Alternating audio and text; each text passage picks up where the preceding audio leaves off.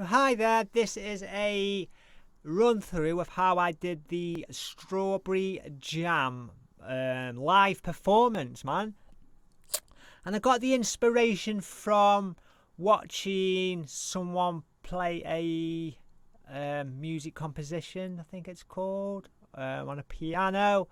And I thought, you know what, I really liked the start of the pianoing, which sounded like this.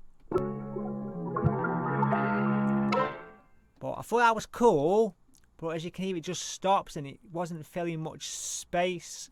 So I did some processing on that sound.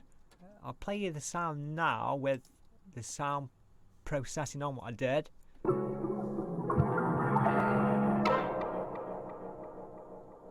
So as you can hear, the sound like echoes on and reverbs on. I put that through Guitar Rig.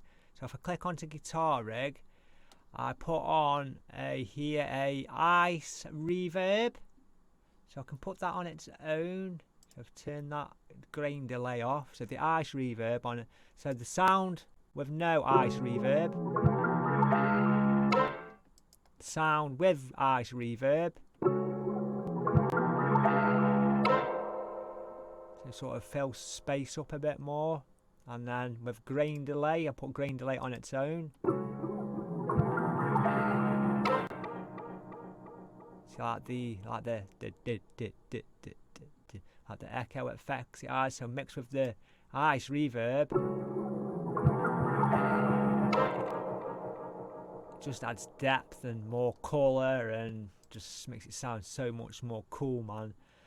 And then I sampled then the Strawberry Jam to top it off. So if I play the whole sample, Strawberry Jam to top it off.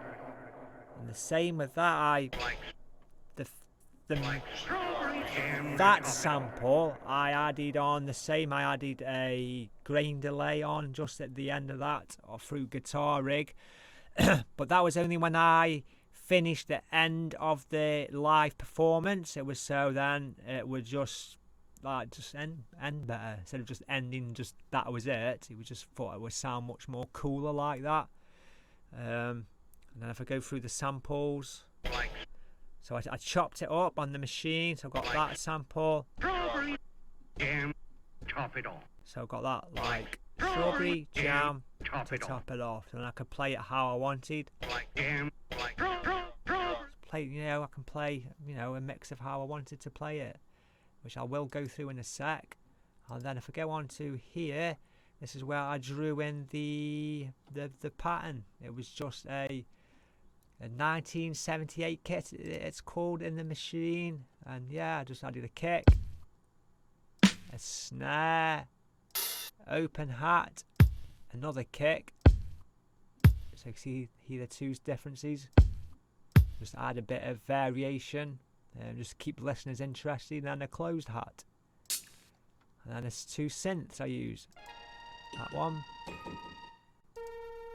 and that one. It's just the reason why I use them two synths. If I just turn everything else off and turn the synths on with the piano sample, you'll see how it. So that's how I had that second synth triggering off. The first synth triggers off at the start of when the piano sample kicks in, and as it comes to the climax of the piano sample, the second synth kicks in, just to add more dynamic to the sound overall. So if I play them all together, that's what they all sound like together. And then if I come in with my vocals chops, and